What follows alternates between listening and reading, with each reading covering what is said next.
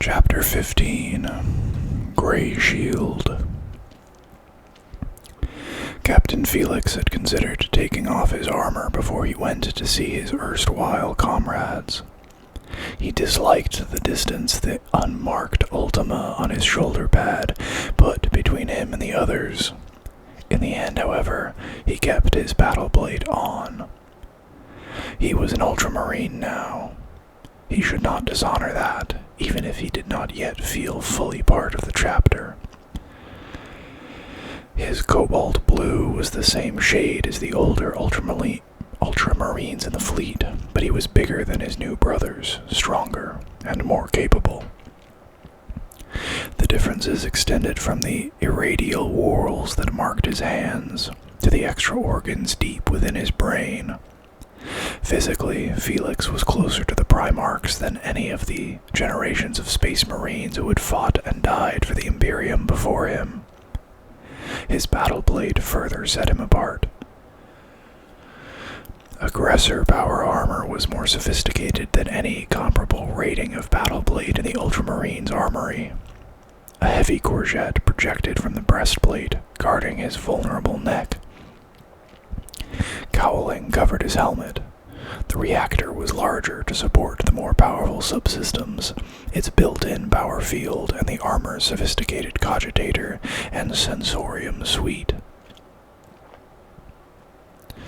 Although slightly less resistant to fire than Terminator plate, the heavy armor worn by the Ultramarines' existing veterans was the only thing that approached aggressor armor's capabilities, and Felix was far more nimble than warriors in tactical dreadnought armor. Felix was glad there were hundreds of other Primaris Space Marines in the crusade. He could imagine how strange it must be for those of the unnumbered sons who had been assigned to existing chapters in dribs and drabs. Being the Primarch's equerry was an honor heavy with many burdens, and they shall know no fear. The Emperor's commandment to his space marines echoed down the millennia to the present day, and generally a space marine was afraid of nothing. However, being fearless did not stop Captain Felix from worrying. The crux of it was that Felix had already been admitted formally into the Ultramarines, though he had no company of his own to command officially. Guilliman's earlier equerries had gone on to do great deeds as captains and masters of many chapters, but only after leaving Guilliman's personal service and receiving orders of assignment. That path was not open to Felix. His swift induction to the Primarch's own chapter had been odd. There were a number of reasons why Guilliman had chosen Primaris warriors as equerries over more experienced space marines. The first, Felix surmised, was that the Primarch wanted to show that the Primaris represented the new space marine paradigm. Second, and this was no theoretical, as the Primarch had told him so, was that the Primaris Space Marines lacked political experience. Guilliman placed great import on non-combat skills. To him, statesmanship was as important as warcraft. Archmago's call, prolonged hypno-indoctrination, had given the Primaris Space Marines none of that, so the Primarch appointed many of their number into important, but non-crucial roles as aides to various adepta, or as assistants to established Space Marine officers, and that included those he took as his own equerry. Guilliman changed the holders of these offices frequently to help disseminate the experience that the Primaris Space Marines gained in his direct service. He took on only those who showed exceptional promise, and afterwards they were given permanent positions of grave responsibility. Felix was honored to have been so chosen, and he strove daily to live up to the Primarch's faith in him. Thirdly, Felix reasoned, the Primarch wanted to observe his new warriors at close hand. The Primaris Space Marines had been created at Guilliman's behest, but they were creatures made by Call. If he were Roboot Guilliman, Felix would not have trusted the Archmagos either. None of this was what worried Felix. It was logical, rational, and completely in line with the Primarch's preference for long-term planning. But there was a fourth reason in Felix's hypothesizing, and it was this last one that troubled him. Felix had been born on Laphis not long after the end of the Great Heresy War. He remembered his childhood better than any of his peers appeared to, and that meant he recalled the Imperium as it had been long ago, when there was still hope. He remembered old Ultramar, the Imperial truth, and the rekindling of optimism as the threat of Horus receded. He had been 13 years old and ready to join the Legion as a neophyte when Call's representatives had come calling, bearing the highest seals of all, and Felix had had one future taken away and this nightmare substituted in its stead. But he had kept all of his past through millennia of stasis. He had forgotten nothing. The past was what Guilliman wanted from him. The Primarch often spoke of those times. Felix struggled to see Guilliman as wistful. He was too matter-of-fact a being for that. But it was plain that he harbored nostalgic tendencies. The fourth theoretical worried Felix, because it suggested that the Primarch was perhaps lonely. If he were, then he was all too human. Seeing Guilliman as a man perturbed Felix. The Imperium needed someone above humanity to lead them, not a man with a man's faults. In Felix's theorizing, Guilliman had made Felix an Ultramarine earlier than he had with any of his other equerries because Felix remembered. It could have been that Felix was intended to perform important duties within the Ultramarines at some later date, but they were the most glorious of chapters, and that line of reasoning skirted dangerously close to arrogance. Felix was a humble man, the lonely demi-god. The thought made Felix's spine shiver. His somewhat maudlin thoughts passed as the lighter he was aboard approached the Rudense's small port hangar. The ship passed through the atmospheric field and into a space busy with servitors. Felix was seized by an impatience to disembark before the lighter had even settled into its landing gear. Felix could recite the Rudense's specifications without thinking. He knew exactly how to use it in battle. It was a ship to fire the heart of any who approached, who appreciated the art of void war. But its utility and grace could not explain the deep significance it held for him. Felix loved the Rudense because it had been his home. Before Guilliman had called upon Felix, the Rudense had been his to command, and the men aboard it were as close to family as he would ever know. As soon as the lighter's landing lumens changed to green, Felix was out of the door and heading into the ship towards the barracks. Though Guilliman prized Felix for his memories of the time before, the ones he had of the Rudense were most precious. He had not been back to Laphis. If he were honest, he had no desire to. He had heard it had become a shrine world, and its wide prairies encrusted with cathedra and temples to the Emperor, who the people of this time worshipped as a god. The thought of seeing his home so changed by a foreign ideology saddened him.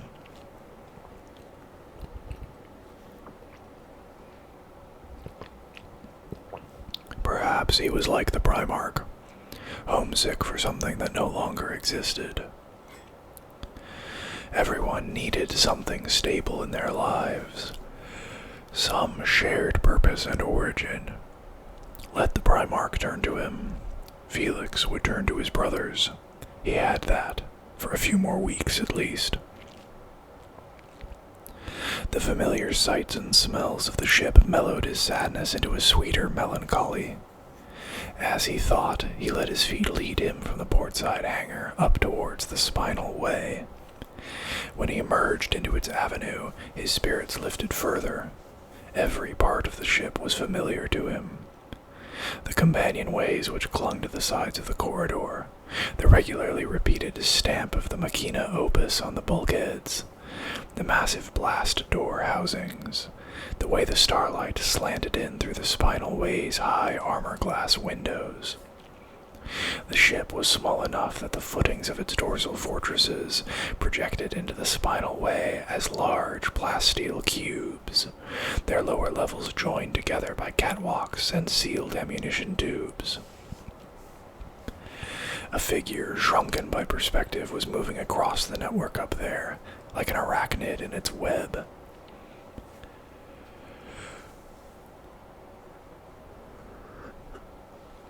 Small was a relative term regarding Imperial voidcraft.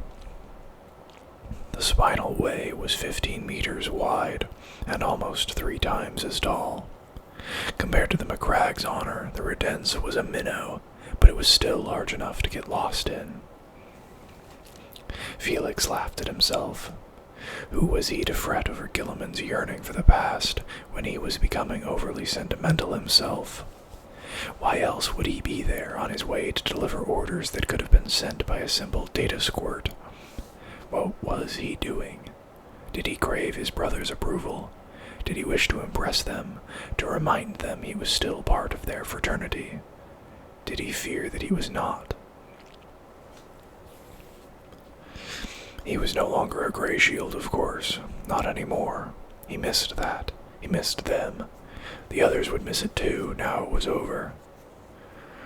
The spinal way ended abruptly, narrowing to a steep funnel. The funnel further split into 3 separate corridors and 2 flights of stairs that led into the maze of holds, stores, and generatoria that sat forward of the engineerium and the thrumming reactor heart of the ship. The leftmost corridor led him towards the Space Marines' accommodation. The Primarch's armories were that way, as were their training rooms and the small apothecarian, sited amidships, safely away from the hull. The equipment required for a demi-company occupied a lot of room. He passed a garage where 5 repulsor grav tanks waited in silence, bolted down to the floor around the gaping shaft of a vehicle elevator. He rounded a corner and heard voices. There were warriors in the refectorium, though not all of them were there. He quickened his pace. His augmented hearing identified the gruff laughter of Bjarni Arvidsson, and there were 3 others in there at least.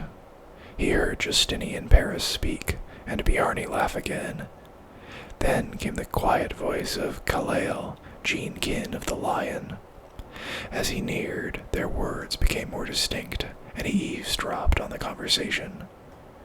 There were sounds indicating perhaps 6 more of his brothers, their low conversation muffled by the hard metallic sounds of weapons being taken apart and cleaned.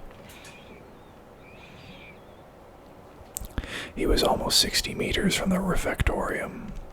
As he approached, a Primarch Space Marine in a day robe emerged from a side room, carrying a dented vambrace and a tool roll.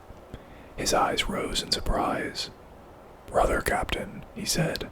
"Solus," said Felix. He halted before his old comrade, and the 2 of them clasped arms.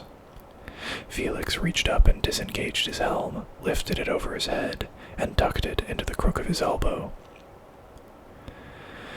Laphis was further out from a crag star than the capital world, but the skies were thin and the sun burned easily. Felix's skin was light brown, his hair black. It was long for a space marine, its fringe swept over light gray eyes that conveyed an impression of utmost seriousness. Solus was of Sanguinius's line, and was as pale and beautiful as his Gene Lord had reputedly been. His eyes were a colorless blue. Though the unnumbered sons wore armor colored the same as the first founding chapters they were kin with, their day robes were gray. Solus, however, had dyed his red when Felix had been aboard, in honor of Sanguinius. To what do we owe this pleasure? Asked Solus. The pleasure is mine, brother, said Felix. Solus gave him a quizzical look. His lips parted, showing sharp teeth. You seem distracted. Felix smiled. It is good to see you. That means you have bad news, said Solus. I can see it, brother. Am I really that transparent? I do not need to be of the librarius to read your face, Felix. You are not a man who dissembles well. Felix reached out and grasped Solus's shoulder. The news is both good and bad, my friend. Good and bad. Come, I will share it with all of you. You deserve to hear it from me. It is the least I can do. There was a horrendous crash, and a roar of laughter went up from the refectorium, most of it Bjarne's feral bellow. Do I have to say that half of them are in there? Said Solus. I hear them, though Bjarne Arvidsson makes the noise of 10 men. It is good. I want to speak with them all. Then I shall fetch the others. I will spread the word, Captain. Is Lieutenant Sarkis on board? Asked Felix. He is in the armorium, tinkering with his battle plate again. What else? Said Solus. I shall fetch him first. Solus hurried away. Felix stalked down the corridor. The refectorium door was closed but not latched, and he pushed it open stealthily. He looked inside, his mind flooded with memories. 20 space marines were dotted around the long tables filling the room. None of them noticed him stood there. Oilcloths were spread out before them, the components of weapons laid out for cleaning, and they were engrossed in their work. The place smelled of men, gun oil, lapping powder, and yesterday's nutrient gruel. Regulations said they should not undertake such work in the eating area, but they gathered there because there was nowhere else of size besides the training ground to congregate. The armorium was out of the question. That was small, and Lieutenant Sarkis's pet projects had overtaken the space even in Felix's time. It had got worse since Sarkis had taken command. Though the unnumbered sons were formed into temporary chapters of their own kind, Gilliman had agreed that they spend time fighting in mixed squads, in order that the differing gene lines would learn each other's strengths and how to best work together. As more of the unnumbered sons had been assigned to their permanent homes and their numbers in the crusade decreased, each rotation had been longer, and Felix's demi-company had been fighting together for the better part of a decade. Most of the Primaris Space Marines present were of Roboot Gilliman's line. 5 were not. Bjarne's gene seed obviously came from Lehman Russ, and his skin was covered in faded Fenrisian tribal tattoos. Then there was Aldred and Erston, who were kin to Dorn, Legion of Chogoris, and Kalael. All, however, were Primaris Space Marines, and that bound them together when their differing heritages might have set them apart. After a century of war, the Primaris Space Marines still seemed new. The Imperium was used to technological stagnancy. The Primaris warriors were shocking, a blasphemy against the holy works of the Emperor Omnissiah to some, a sure sign of the deity's work in the world to others. It was probable, Felix thought, that only the Primarch's presence had prevented the advent of the Primaris Space Marines, sparking yet another war between the Imperium's brawling factions. The less theologically inclined cared only about the Primaris Space Marines' effectiveness in combat. They were bigger and stronger than the older type of Space Marine, and equipped with potent new weapons. There were other, less obvious differences between the two types as well, but though the unseen was more essential to the salvation of the Imperium, when one witnessed the Primaris Space Marine in battle, these deeper differences seemed of lesser importance. Most of the noise in the room came from Bjarne. It was always Bjarne. He was taking aim with a light throwing axe at a stack of empty nutrient cans. The wall behind was scarred by repeated impacts. Kalael was half a meter away, sharpening the teeth of his chainsword, unconcerned by the target practice taking place so close to his face. The others Felix knew well, but none so well as Justinian Paris, who, along with Solus, was his closest friend. "I will split the third one from the left, second row," said Bjarni, weighing his axe in his hand. "What will you wager?" said a warrior of the line of Gilliman named Ciceron. "Does it matter? I never miss," bragged Bjarni. "You nearly hit me once," said Kalael. "That was a miss." "It was not. I intended to give you a fright, brooding angel," said Bjarni wolfishly. His hair was gray and shaved into a tall mohawk. His beard retained some red, but he appeared older than he was. His nose was crooked from an ancient break. Not all the scars that crisscrossed his body had been won in service. Several he attributed to the attentions of Fenris's notorious wildlife during his childhood. "You cannot brag without betting, Bjarni," said Justinian. "Come on, put down a bet." Justinian was typically Macraggian in appearance, though he hailed from the hive world of Ardium rather than the capital world itself. He was tall and blond, with aristocratic features that could have seemed cold had he not smiled so generously. "I have only my ration of delicious nutrient gruel to offer," said Bjarni, "so who cares?" "It is the form of the thing," said Felix, speaking up and stepping over the raised lintel of the door. "Honor demands a boast, carry wager." "Felix," shouted Bjarni. A huge grin split his beard.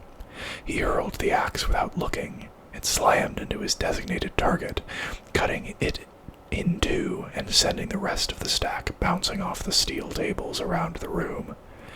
Kalael scowled under his hood as he flicked cans off his work. The men rose from their tables and greeted the captain. Bjarni got there first, flinging his arms around Felix in a bear hug. "Tell me you have come back to lead us, Captain," said the Fenrisian. "Just one more time, eh?" He slammed Felix on the shoulder pad with his huge fist. "If only I could. I wish I had been with you during the drop on Rhokkos." "My brother," said Justinian, taking Felix's armored hand in his own and grasping it hard. "It has been too long." "If you are not to fight with us, why are you here, Felix?" asked Bjarni. Felix moved into the room as other Primaris Space Marines filtered in, brought there by Solus's tidings. They filled up the long benches. Work was cleared away. Sarkis came through, giving his old commander a nod. The Medusan sat down by Justinian, his face neutral. Sarkis would not approve of Felix sharing his news. When most of the company was assembled, Felix called for quiet. He felt a stranger in his Ultramarine's armor, particularly when the majority of those he addressed wore the plain gray-hooded robes of the unnumbered suns. When they fought, they did so in a pageant of differing colors, the symbols of their primarchs proud on their shoulders. Only a small number, designating their formation and company, and the gray chevron over their insignia differentiated them from Space Marines already sworn to a particular chapter. Out of their armor, the gene differences were almost as obvious as the colors of their plate, but they were brothers, in battle and out of it.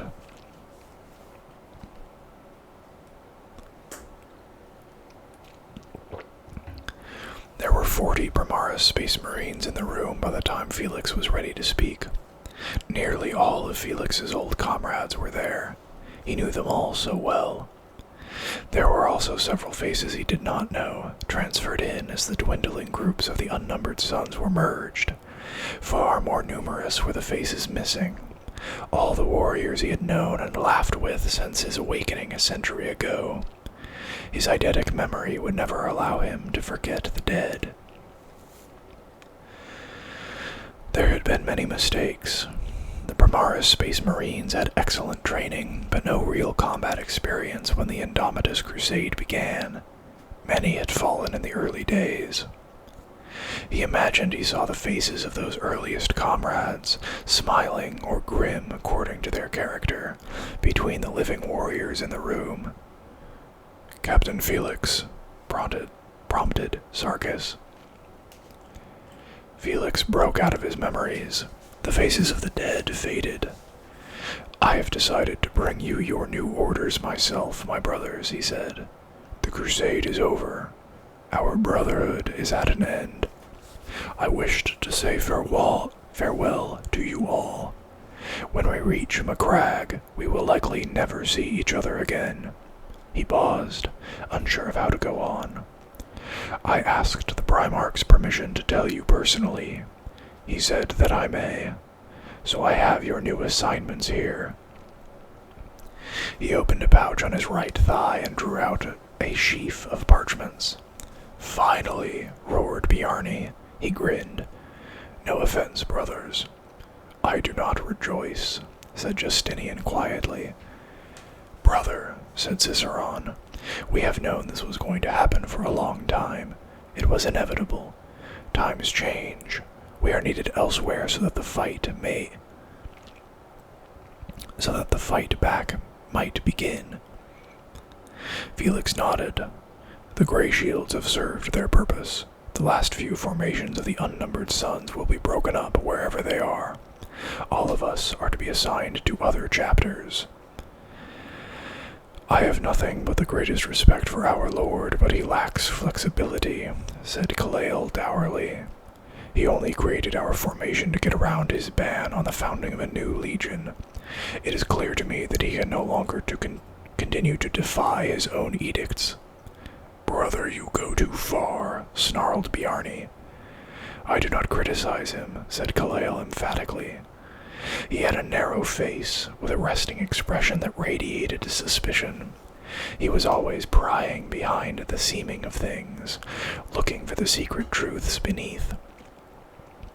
"What I am saying is that Robert Gilliman is a general with a penchant for imposing rules, who then has to break them when he finds himself trapped by his own regulations.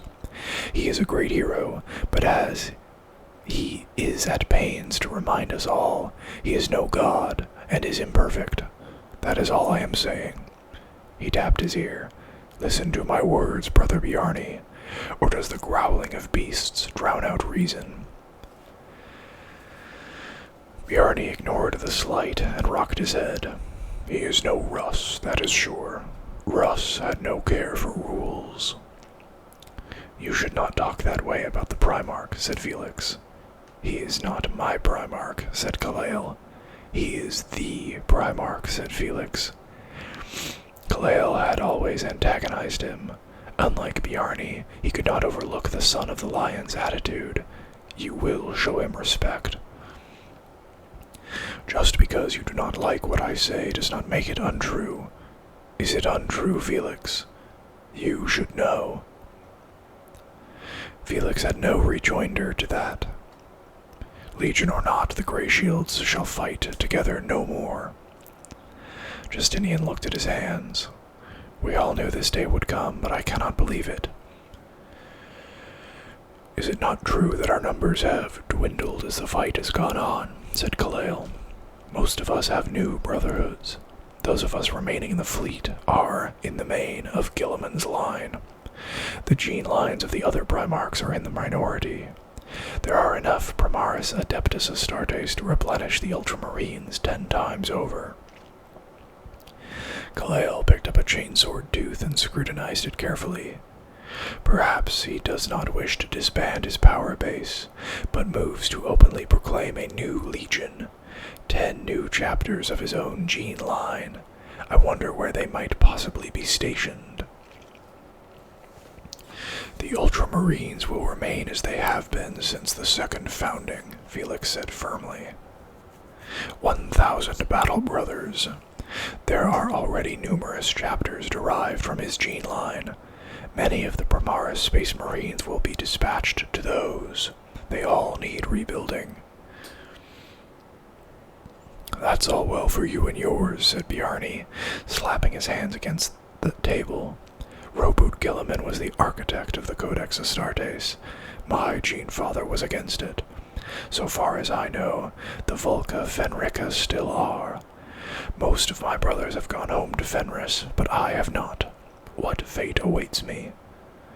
You're an oversight, you barbarian, said Kalael with a sly smile. We shall duel, brother Kalael, and then we shall see who is the oversight, barked Bjarni joyfully. It had always been thus. Kalael baited the wolf constantly. Bjarni pretended not to notice. Either would gladly die for the other. Felix was baffled why they did not kill each other. Felix's face set as gravely as a memorial stone. Bjarni's face froze. Brother. He held out a script of parchment with Bjarni's name and number on it. This was hard, but a leader could not shy away from the most difficult of tasks. I am sorry, Bjarni. I know how much returning to Fenris meant to you. Bjarni's skin had gone white. His faded tattoos stood out clearly on his cheekbones as he reached for the order script with shaking hands. Very few of you will be going to your home worlds, said Felix. I am sorry.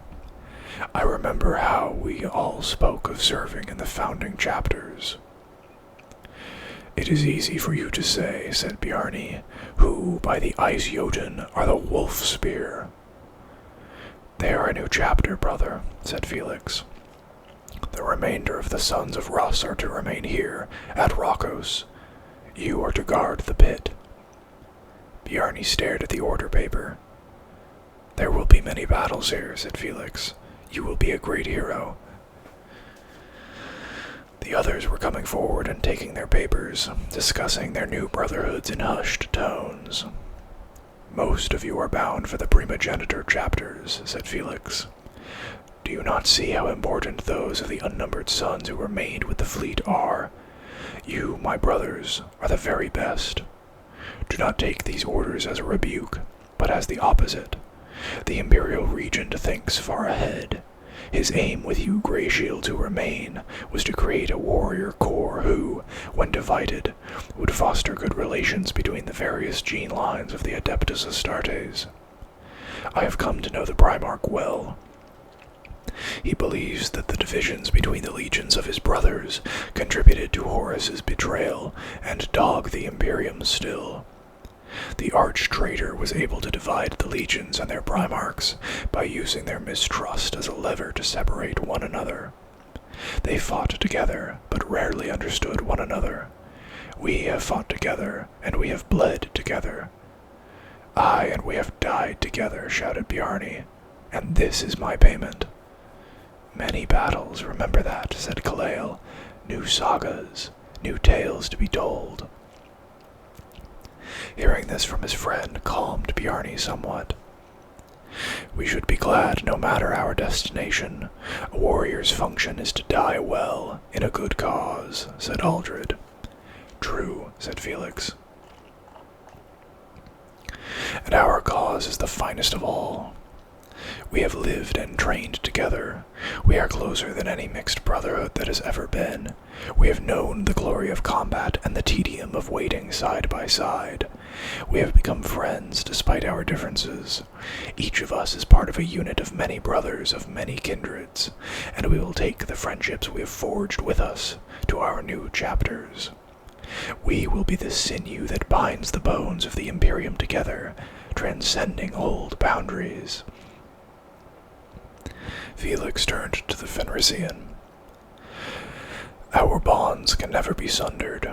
You, Bjarni, are born of Fenris and are enhanced with the essence of the Primarch Leman Russ, different and strange to my own heritage, but you will always be my brother, no matter what colors you wear or what name the chapter you belong to bears. This is troubling, Brother Felix, said Bjarni thoughtfully. He was quick to rage and quick to laugh, but Bjarni had a deeper side that he hid most of the time. I yearned to return to Fenris and fight alongside the Root. Can I ever truly call myself a son of Russ if I do not? The last of the Primaris Space Marines were filtering into the room, exchanging quick whispers to update the newcomers. Felix handed the remainder of the scripts to Sarkis, who handed them out. There are many Primaris Space Marines wearing the livery of the Volca Fenrica brother, said Felix. You will be welcomed by them, even if Russ's warrior sons of the older breed remain aloof, and you will always be welcomed by me. How will the Lords of Ice take it, though? Will I be forever lost without a home, brotherless, unable to return to Fenris? You have too large a personality to ever be without friends, said Eldred. I will fight any warrior who says otherwise. Bjarni and he slapped hands together and gripped them tightly. And you will never be without brothers either, said Justinian, getting to his feet. Not while one of us still lives. Justinian had looked at his own orders with perfect equanimity. He had been assigned to the Nova Marines stationed in Ultramar, still the realm of the Primarch, but the Nova Marines were not the Ultramarines. Felix tried to guess Justinian's thoughts, but he could not. When he chose, the man was a fortress, his feelings hidden behind fair walls. These are sad tidings, said Justinian, but they hold the kernel of the future in them. We have our new brothers to meet and fight with. There is opportunity for glory for us, always, wherever we go, and no matter the livery we wear. I thank Captain Felix for letting us know. I am sure the Lord Commander was curious to know why he wished to do this. It is a sign of how much Felix cares for us, to bear the Primarch's scrutiny. He gestured at the dispensing machine at the rear of the room. I wish for something better to toast you with, my brother, but all we have is nutrient gruel. No ale, said Bjarni sadly. No wine, added Kalale. We have each other, said Justinian, for a few weeks more. That is all that matters. We shall fight all the harder for knowing our brothers wage war elsewhere. This is not the end, but the beginning. Felix nodded. This was the response he was hoping for. He should have kept himself above all this, but the Primarch had proved remarkably amenable to his request, and he needed to say goodbye properly. For all his words, in all likelihood, he would not see any of them again. To Captain Felix, said Justinian, to our dear friend and brother, Decimus. Felix, Felix, Felix, the others shouted, banging their fists on the table. They spoke a while of old times, and gradually the company dispersed back to their duties. Felix tarried too long. Realizing he was late to attend the Primarch, he made his farewells. Lieutenant Sarkis caught Felix's arm in his augmented hand before he left. Are you sure this was wise, Decimus, performing such a role? Should you have not left it to me? I am sorry that I denied you the opportunity. Sarkis's skin was wrinkled around his many augments. They crinkled further around a metal-toothed smile. Oh no, I am glad you did. You did a far better job of mollifying Bjarni than I would have done. Had I given the news, I would be fighting him right now. You exaggerate. Not by much. You have a more human touch than I. Felix glanced at the bare metal fingers grasping his armor. Does the Primarch really know you have done this? Asked Sarkis. He did not seem overly concerned. Sarkis stared hard at Felix through an eye crafted from living diamond. You are bold to preserve the Primarch's thoughts. We have become close. Then I pray it does not bring you trouble. I can hide nothing from him, replied Felix, but there are some things I cannot keep from my brothers. There are some things that should be kept, said Sarkis. Remember your position, Felix. I would prefer it if, a century from now, when I call upon the Ultramarines, it is you I deal with, and not some warrior I do not know who has your place owing to your needless emotional attachments. They locked eyes for a long moment. Spoken like a Medusan, thought Felix, but left these words unsaid. I thank you for your concern, Lieutenant, he said instead. Sarkis stared at him a moment longer, released him, and departed. As Sarkis's bionic grip left his arm, Felix knew for certain that he would never be returning to the Rudents. That part of his life was now over for good.